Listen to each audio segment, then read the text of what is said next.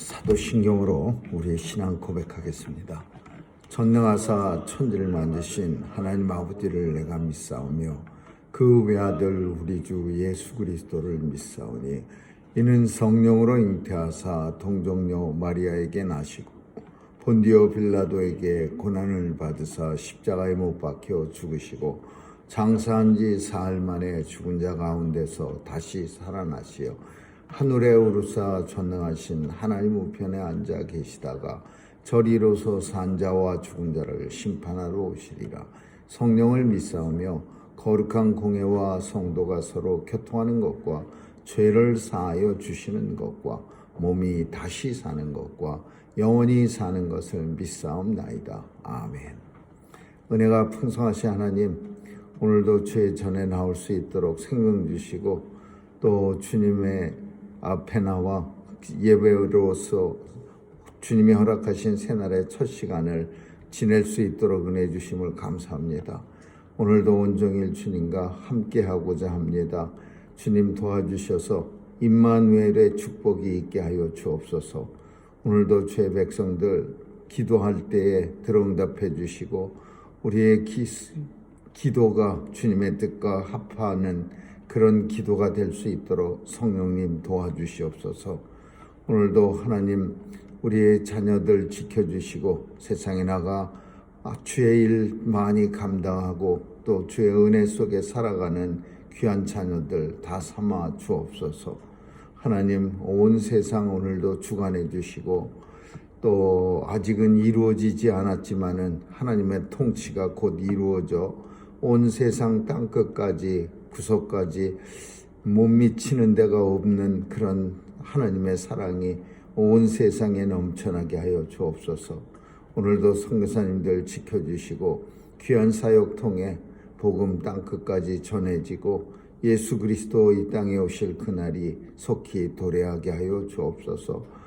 위정자들을 불쌍히 여겨 주시고 하나님 경외하는 자들이 많이 나타나서 하나님의 마음을 기쁘시게 하는 나라들이 되게 해 주옵소서.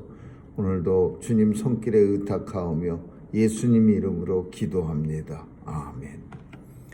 우리 찬양 422장 부르시겠습니다.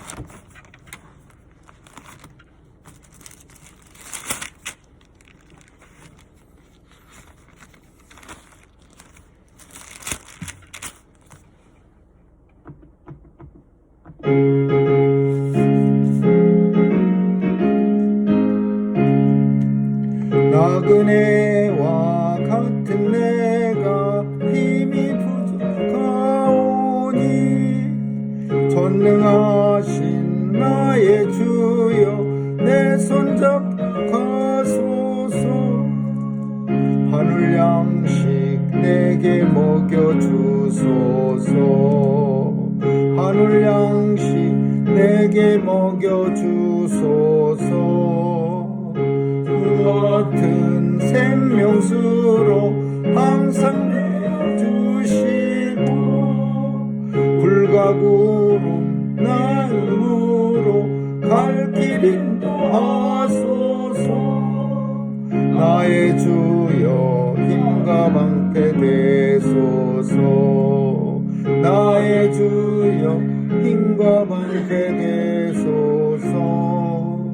요단강을 건널 때에 겁이 없게 하시고 저기 배는 가나안 땅 편일하게 하소서.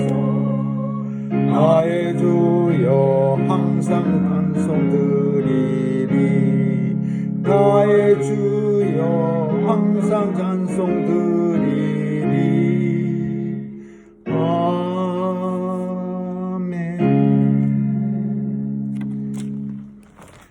신명기 29장 1절에서 9절까지 한 절씩 교대로 읽습니다. 신명기 29장 1절에서 9절입니다.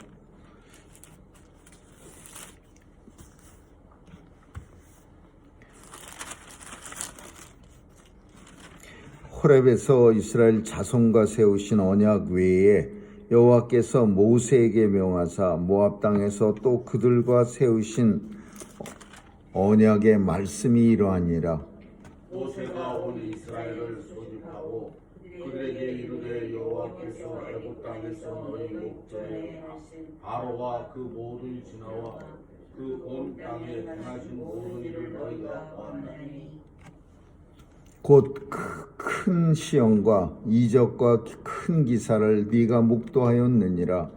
그러나 깨닫는 마음과 보는 눈과 듣는 귀는 오늘날까지 여호와께서 너희에게 주지 아니하셨느니라. 주께서 40년 동안 너희를 인도하여 광야를 통행케 하셨거니와 너의 몸에 옷이 낙지 아니하였고 너의 발의 신이 헤어지지 아니하였으며 너희로 떡도 먹지 못하며 포도주나 독주를 마시지 못하게 하셨으면 주는 너희 하나님 여호와이신 줄을 알게 하려 하심이니라.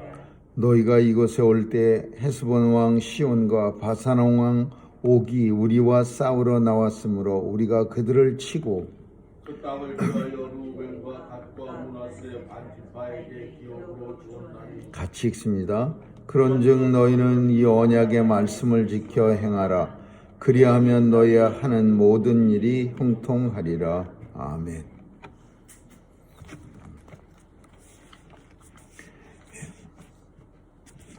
하나님이 주신 은혜 중에 가장 큰 은혜가 뭡니까? 그렇게 묻는다면은 많은 은혜가 있지만은 하나님의 은혜를 알게 하는 것이 가장 큰 은혜라고 보여집니다.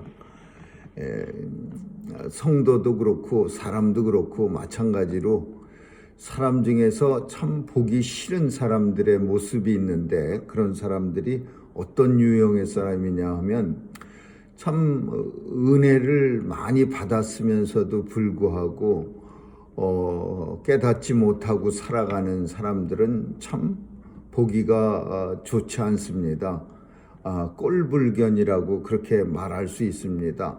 저 사람 정도면 늘 입에서 감사가 터져나오고 늘 뭐 주변 식구들한테도 감사합니다 그러면서 살아갈 만한데 맨날 얼굴이 찡그러져 있고 투정하고 그냥 인상 쓰고 많습니다. 그런 사람 의외로 자기가 받은 것을 감사를 깨닫지 못하는, 그래서 감사에 인색한 그런 사람들이 참 우리의 눈살을 찌푸리기도 하지만은 참 어떤 면으로 보면 불쌍한 사람입니다.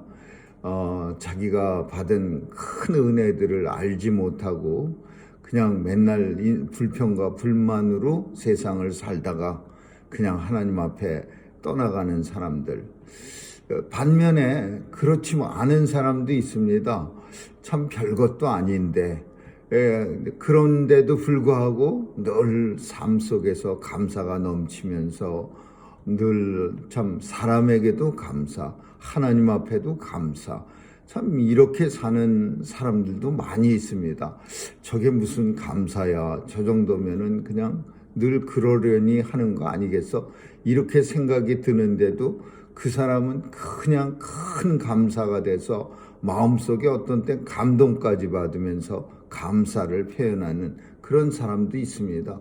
그래서 이 하나님 보실 때 하나님의 눈으로 본다면은 어떤 사람이 참 굉장히 하나님을 기쁘시게 할까? 그거는 당연히 우리 사람도 마찬가지겠지만은 받은 은혜를 깊이 깨닫는 사람, 그 사람이 하나님 보실 땐 최고의 사람이다. 그렇게 볼 수 있는 거예요. 왜 그렇게 얘기를 하느냐? 오늘 본문이 바로 그런 내용입니다. 하나님의 은혜를 깊이 이스라엘 백성들이 깨달아야 합니다. 그 깨닫게 하시는 게 또한 하나님의 은혜예요. 근데 성경에서는, 신약 성경에서는 그 깨닫게 하려고 하나님께서 우리 인생들로 하여금 하나님의 은혜를 깨닫게 하려고 뭘 보내주시냐 하면은 보혜사 성령님을 보내주십니다. 예수님이 승천하시면서 제자들한테 내가 가는 것이 너희에게 더 좋다, 낫다라는 말씀을 하시는 이유가, 내가 가면 보혜사 성령님을 아버지께서 너희에게 보내주신다. 이 성령님을 통해서 우리가 하나님의 은혜를 늘 알게 하시는 거예요. 그래서 오늘 본문에는 뭐라고 표현하냐면, 그러나 2절에 뭐라고 표현하냐면, 얼마나 많은 것을 너희가 보았느냐. 애굽에서 나올 때, 그 애굽 바로왕에게서 풀려날 때 그냥 보통으로 뭐 우리 가겠습니다 그러니까 네 가세요 그래서 온 게 아니라 정말 많은 10가지의 재앙들, 그리고 마지막 재앙은 진짜 끔찍한 장남들이, 애굽의 모든 초태생 첫 번째 태어난 장남들이 다 죽어버리는 거예요. 이게 뭐 나일강이 핏빛으로 문들고, 뭐 메뚜기가 뭐 온 하늘을 뒤덮고, 뭐 연병이 넘쳐나고, 이런 것도 무서운 얘기지만, 그러나 첫 번째 초태생이 싹 죽어버리는 거, 이게 얼마나 무섭습니까? 그런데 더 놀라운 거는 어린 양의 피를 문설주에 바른 집마다 죽음이 패스오버, 피해가요. 그래서 애굽 속에 이스라엘 백성들이 살고 있었는데, 애굽 사람들은 싹 죽고 이스라엘 백성들은 장남이 한 사람도 안 죽었어요. 왜? 모세가 하나님 말씀을 듣고 이스라엘 사람들에게 양을 잡아서 그 피를 들어가는 문과 또 안에 들어가서 문설주에다가 그 문 방문 앞에도 다 발라라. 그러면 죽음이 왔다가 피해간다. 그래서 이스라엘 백성들은 안 죽고 애굽 사람들은 죽으니까 바로왕이 버티다 진짜 아주 끔찍한 것까지 버텼는데, 이거 앞에는 버틸 수가 없는 거예요. 온 애굽에 곡하는 소리가 애굽을 뒤엎었어요. 그러니 바로왕이 빨리 나가라. 아주 질렸다. 빨리 나가라. 그래서 이제 애굽 이스라엘이 광야로 나갑니다. 근데 이거를 모세만 본 게 아니고, 또 뭐 바로왕만 당한 게 아니고 이스라엘 사람들이 다 봤어요. 그러면 본문이 뭐라? 그 큰 시험과 이적과 큰 기사를 네가 목도하였느니라, 이렇게 표현. 그러니까 눈으로 봤어요. 그러면 그런 걸 봤으면 하나님 앞에 감사해야죠. 그리고 또 감사하는 거를 하나님 앞에 그런 큰 이적과 기사와 그런 걸 보고서도 감사치 못하는 거예요. 그런데 이유가 뭐라고 표현하냐면 4절에 보면, 그러나 깨닫는 마음과 보는 눈과 듣는 귀는 오늘날까지 여호와께서 너희에게 주지 아니하셨느니라. 이 내용이 무슨 말이냐면, 아까 처음에 얘기한 것처럼 하나님께서 은혜를 깨닫는 마음을 이스라엘 백성들에게 허락지 아니하셨다라는 거예요. 그러니까 성령께서 오셔서 우리를 도와주셔서 하나님의 은혜를 깨달음으로써 하나님의 자녀가 되는 영광을 누리게 했는데, 이스라엘 백성들에게는 깨닫는 은혜를 주시질 않았어요. 아직까지. 이제 주실 거예요. 언제? 예수님이 이 땅에 오신 후에. 근데 아직까지 주시지 않았어요. 그러니까 이 백성들이 깨닫질 못하는 거예요. 그런 큰 은혜를 받았음에도 불구하고 우리 같으면 그런 큰 은혜, 눈앞에서 애굽의 바로왕의 장남이 막 죽어가고 그런 걸 보면, 와, 하나님 대단하시네, 무시무시하시네, 그러면 내가 하나님 말씀 잘 듣고 살아야지, 이런 무슨 결심이나 결단이 쓰겠는데, 이 백성들은 덤덤해. 봐두고만 안 봐두고만. 왜? 깨닫는 마음을 그때까지 허락지 아니하셨다. 근데 더군다나 거기다가 뭐까지 했느냐? 40년 동안 너희를 광야로 인도하면서 옷도 쌩쌩하게 아주 낡지 아니하게 만들고 또 신발도 헤어지지 않도록 하나님이 지켜줬어요. 이 40년 동안 신발 신고 하루 종일 걸어 다녔으면요, 아마 모르긴 몰라도 40켤레도 더 필요했을 거예요. 이쁘게 신어도 1년에 한 켤레는 더 신을 겁니다. 하루 종일 걸어 다니면. 그리고 옷도 아무리 뭐 질긴 무명으로 옷을 입었어도 40벌도 넘게 있어야 돼. 근데 하나님께서는 그 광야라는 특성상 그런 옷이나 그런 신발들이 없을 터니까 헤어지지 않게 하시고 낡지 않게 하셨어요. 그래서 이스라엘 백성들은 광야를 진짜 옷도 헤어지지 않고 신발도 헤어지지 않아서 벌거벗지 않고 잘 지냈어. 이것도 하나님의 은혜예요. 은혜를 깨달아야 돼요. 그리고 또 하나는 이 내용이 우리가 너희로 떡도 먹지 못하게 하며 포도주나 독주를 마시지 못하게 하셨으면 그 이유가 주께서 너의 하나님이신 줄 알게 하려 함이니라.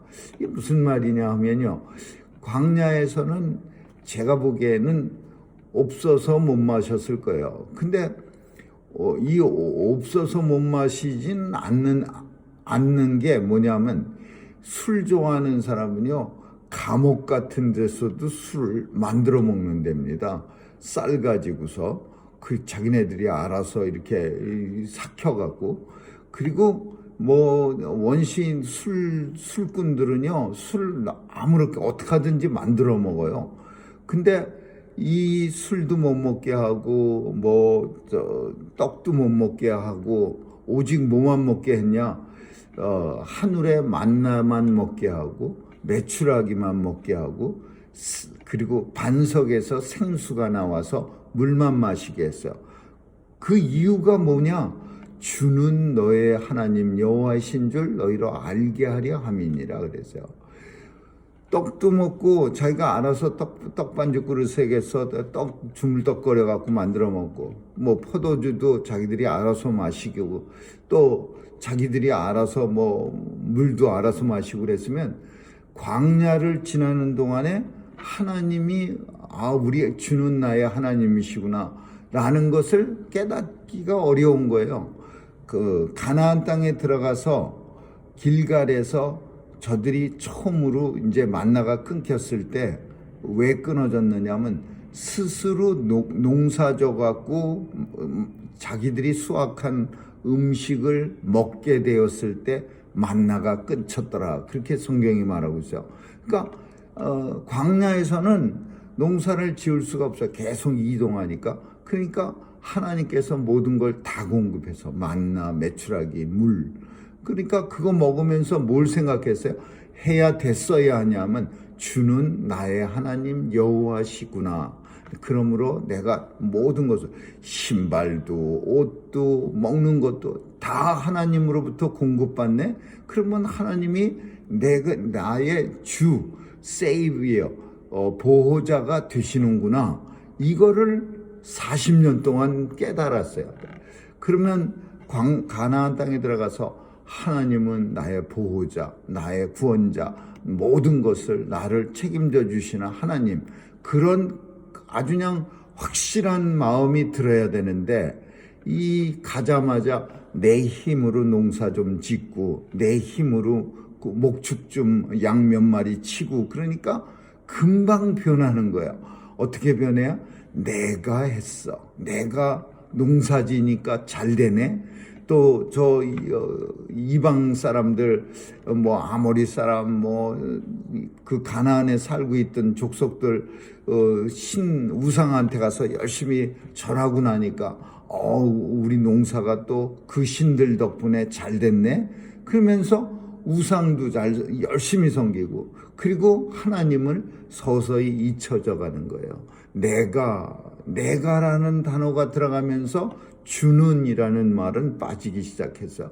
그러니까 하나님이 이제 아직 가나안 땅 들어가기 전에 이 내용은 뭐냐? 들어가면은 그렇게 될 건데, 제발 좀 은혜를 깨달으세요. 가나안 땅에 들어가기 전에 이곳에서라도 하나님이 우리에게 베푸신 은혜 40년 광야길을 동행해 주시고 애굽에서 바로의 횡포에서 구원해 내시고 또 너의 신발과 의복이 헤어지지 않는 그런 놀라운 은혜 주신 거, 그거를 가슴속에 새기고 있어도 들어가면 잊어버려. 근데 그거를 새기세요. 그래서 이게 새기세요라는 이 말이 뭐냐? 새기다, 약속하다라는 언약이야, 언약. 언약이라는 말은 베리트라는 구약인데 이게 약속하다 그래요. 근데 그 베리트가 자르다라는 말이에요. 그 옛날에 약속을 할 때는 양이나 뭐 비둘기나 그 약속의 규모에 따라서 큰 동물을 가져다가 배를 쫙 자르면서 우리가 이 양처럼 약속 어기면 배가 갈라져 죽는 거야. 이래서 약속을 세워서 비둘기를 가져다가 자그만 약속은 이렇게 배를 갈라서 죽이면서 이렇게 잘라지는 거야. 그래서 약속이 베리트라는 거야. 근데 이거를 누구하고 하느냐? 하나님하고 하는 거야. 하나님하고, 하나님과의 약속. 그래서 성경을 언약의 말씀, 약속의 말씀이라 그러고, 성경 구약을 언약인데 특별히 언약인데 행위 언약이라 그래요. 그리고 신약은 언약인데 은혜 언약이라 그래요. 그럼 행위 언약과 은혜 언약 두 가지 다 약속이라는 뜻에서 하나님 은혜 잊지 말고 살아야 돼. 그렇지 않으면 죽어. 이게 약속의 의미예요. 근데 행위 언약은 어떤 식의 언약이냐면 컨디셔널이야. 하나님 말씀 듣지 않으면 이런 약속에서 다 떨어져 나갈 거야. 그리고 너희가 저주를 받고 진노를 받고 죽을 거야. 그래서 행위 언약의 약속은 컨디셔널이야. 조건부예요. 뭐 항상 약속했다고 해서 그 약속의 축복이 나한테 오는 게 아니라 내가 잘하면, 내가 하나님 말씀대로 잘 살면 그 약속의 베네피시어리가 내가 되는 거고, 약속을 안 지키면은 뭐냐 그 천금 같은 약속이 있다 하더라도 그게 나한테 혜택이 돌아오지 않는 거예요. 그걸 행위 언약이라 그러고, 구약 시대를 살았던 하나님의 성도들이 하나님하고 약속하는 거야. 근데 이 약속을 할 때 변호사가 항상 이 중간에 껴갖고서 아주 중요한 것들을, 계약 같은 거는 해줘야지 안심이 되는 것처럼 모세가 가운데 껴 있어요. 모세가 중재자처럼 하나님 편에 서서 하나님이 이렇게 하시랬는데 받아들이겠습니까? 그러면 백성들이 네 그렇게 하는데 받겠습니다. 모세가 중재자로서 이 약속을 성사시켰어요.